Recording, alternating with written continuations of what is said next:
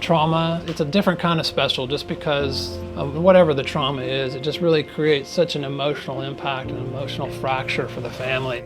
To watch how the family unit responds to that has always been the magic part of my job, because in most cases they really do sort of come together and come around that kid, and we're a larger aspect of that, our own Scottish Rite family around that family, and so it sort of creates an insular bubble of positivity and knowing what the outcomes could be. And so the large majority of our trauma kids go on to getting exactly back to their lives. They're playing sports, they're doing all the things that they want to do. I'm Austin, and I'm 12 years old, and I love baseball. I play pitcher, right field, and second base. Kids are really resilient. They bounce back really well. Families, it takes a while to recover when it's such a traumatic experience. I feel very fortunate because I'm able to sit across the table from these people and kind of walk them through the process and let them know that we've been doing this for a long time and that our outcomes are outstanding, and usually we're able to totally get the kids back to where they were prior to the amputation, prior to the trauma. And part of what that is you kind of identify what was driving them before and sort of use that as the carrot on the stick sort of thing to get them emotionally and physically inspired to go through their recovery. I'm playing football next season. Is that a challenge? No. And if it is, I'm going to face it.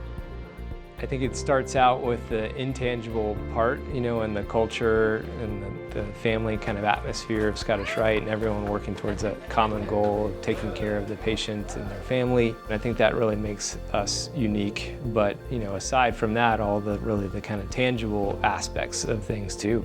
There's great nurses, there's a psychology team, there's the world-class orthotics and prosthetic team, there's physical therapy, occupational therapy, child life, and as they get farther along, we have an adaptive sports specialist.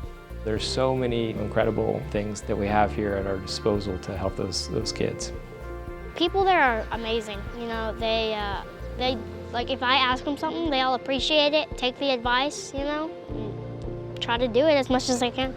They have to be able to talk to you in order to get a really good functioning prosthesis, and you have to make that part of the relationship, is that we have the opportunity to basically make it whatever the kid wants. And so if they have a very specific list of how they want it to look, then it really is pretty easy for us to check those boxes and to make sure that it is exactly what they want. And again, once they put so much time and energy into the prosthesis, you're almost guaranteed that you're going to have a harder time taking it off than you are putting it on. And so with that sort of energy and readiness to get back to it, it's pretty awesome to be a part of that and to watch them as they do. They grow, they get their own personalities, and each leg is like an extension of the kid's personality. And so you really work hard to create a prosthesis that says Austin. And in most cases, we're pretty successful. When they've had a traumatic experience like that, it seems like often the reaction I see is they fully recover and then they go on to do these incredible things that most people don't do. It's awesome to watch them progress from day one and then really get back to the person they were before, and in some cases even more of a person, because now not only they're an amputee, but they're sort of a beacon of hope and inspiration to everybody else that they come across on their daily lives, because they really do. Kids that have been through some sort of trauma, I think, radiate, they kind of glow when they've completely healed, and they sort of realize that what life is about, and sort of are able to really go after it when they get back on their feet and get back to doing the things that they enjoy doing.